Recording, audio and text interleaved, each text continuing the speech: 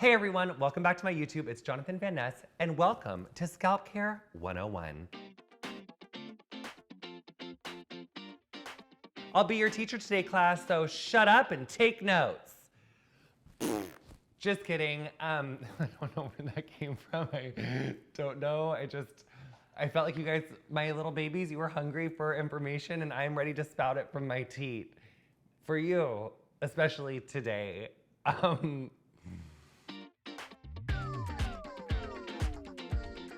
Scalp care, this is really a huge issue. And what's interesting is, as is everything else in life, nothing is ever new. So you may just be hearing about scalp care. It is definitely having Beyonce isn't the only one having a renaissance. It is for sure having its moment, but actually scalp care has been really important forever. And there has been a lot of scalp care products that we maybe just didn't know about, weren't super mainstream.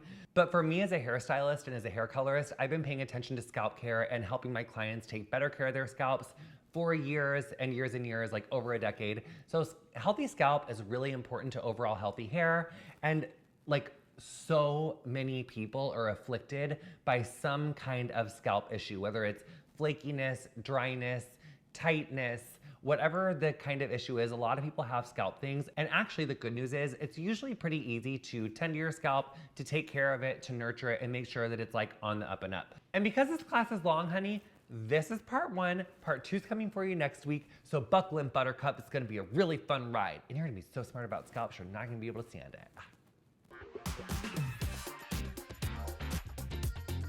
The first place we need to start is, what is the scalp? What does it do?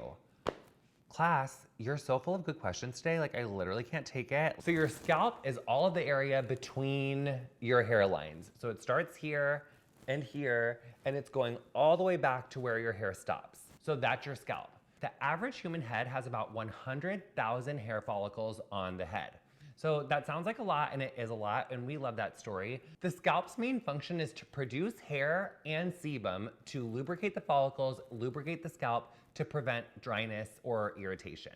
And just like your skin on any part of your body, like your face, your elbows, your knees, your feet, wherever, your scalp is also skin and needs to be taken care of. In fact, your scalp is even more important because it's producing the hair, and it's a lot more susceptible or prone to issues because it has so many follicles, and there's so much that we put on our scalps. We apply with hair product, hats, wigs, extensions. It's also really prone to heat, the sun, dirt, debris. So it's really important for us to tend to our scalp, to cleanse our scalp, and then also moisturize the scalp so that the scalp can keep growing gorgeous, healthy hair and be its happiest self. Now we're gonna talk long-term scalp care and what most people are dealing with when it comes to scalp issues. So for me, I did hair behind the chair full-time for 12 plus years. Since Queer Eye started, I've done all the hair on Queer Eye. I still do friends and family, but I see a lot of scalps. I've seen a lot of scalp in my time. The most common thing that we see is dryness and flakiness at the scalp. Why does that happen? Well, the whole scalp environment is really its own thing. So we talk about the microbiome on skin, and that's the protective layer over your skin. Your hair and your scalp has its own whole environment that goes on. So a lot of times the thing that leads to flaky or dry scalp is actually overwashing of hair.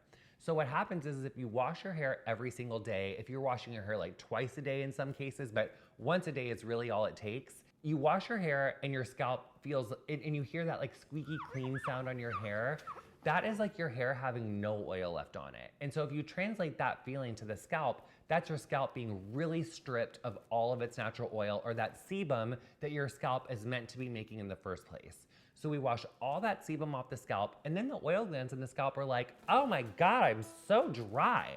I'm just as dry as I could possibly be. I gotta make sebum. So it goes into this production mode of sebum, and then the scalp's I'm better now. I restored my microbiome. I'm safe. I'm protected. I'm not gonna get dry. I'm not gonna crack. And then you wake up and you're I just washed my hair yesterday, but now it's all oily again. So then you wash it. So then the oil glands are I just made X amount of oil to lubricate my scalp, but now I'm dry again, so it's gonna make more. So we get into this vicious cycle where our scalp gets really oily, and then you go to wash it, and then it makes more oil, and so it just gets into this vicious cycle of over oil production. So a lot of people that have oily or greasy scalp It's actually due to overwashing the hair and you're overstimulating those oil glands. So your scalp becoming overly oily due to overwashing, that's one thing that can happen. Another thing that can happen with scalps when we get really dry or really flaky, and I'm not talking about dandruff, because actually here's another really important thing for scalp care. Dandruff is not the same thing as dry scalp. So you can have flakes on your scalp and it might not be dandruff. Dandruff typically, when it comes out, it's gonna come out looking more like puzzle pieces, and you'll literally see like the dots in the dry skin where the hair was, like it was like around the hair, that's dandruff. Like that is dandruff. Little tiny flakes can just be dry scalp, and if you're having more of just like the little teeny tiny flakes, that can be more of like a neglecting the scalp issue. So maybe you're not overwashing and it's getting overly oily. You're like, no, my scalp's kind of like dry and like it's kind of flaky and it feels like, ouch. That means that you need more moisture on the scalp. That might be someone who is like, you don't apply conditioner on your scalp because you don't want your hair weighed down. It could be that you're never doing like a pre-wash treatment or like a moisturizing treatment like to your scalp itself. That's actually a really cool thing about JVN hair, especially in our nurture conditioner and our embody conditioner. Those both have aloe leaf juice, which is a super lightweight moisturizer. So I actually love to encourage people to put especially the embody conditioner all the way up to your roots. Like it will not make your hair flat, it will not take away your volume.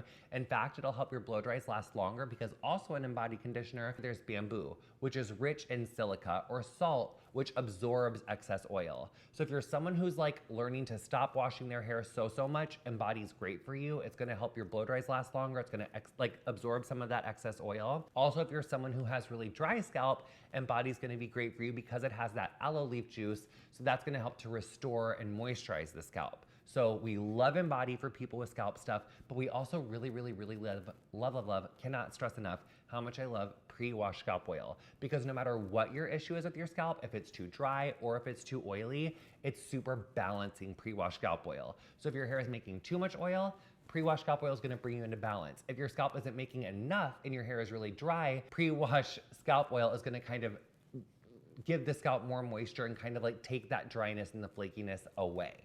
So here's the other thing. So those are kind of like the two spectrums of like overwashing the hair and then like under moisturizing your scalp that can create a lot of irritation. But a symptom of both of those things can be flaky, kind of chunky, dry skin. When we get a lot of dry skin accumulating on the scalp, what can happen is it can actually plug up the follicles of your hair. So if you have like way too much of your natural sebum, and if that combines with like dry skin from your scalp, over time you can actually have too much dirt and debris accumulate in the hair follicles, and it can prevent that hair from coming through the follicle. So over time it can contribute to your hair getting thinner, it getting a little finer, your hair breaking a little bit easier. So it is really important that we keep our scalps decongested and moisturized. So a pre-poo treatment is going to really help you with that, like a pre-wash scalp oil, but there is other ones. So it just, your scalp, it's begging you. It sent me in this gorgeous one-shouldered dress to tell you to take care of your damn scalp. Moving on to the third bucket.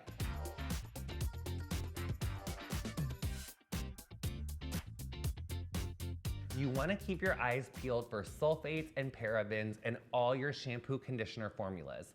Sulfates are a foaming agent, which typically would not be in a styling product, so you don't have to look for it so much in a styler. But for shampoos and conditioners, they can be laden with sodium lauryl sulfates, which are the worst. There are other sulfates that can be derived from like bamboo or coconut, like babasu sulfate, for instance, which that's like way less stripping and not so bad. So not all sulfates are created equal.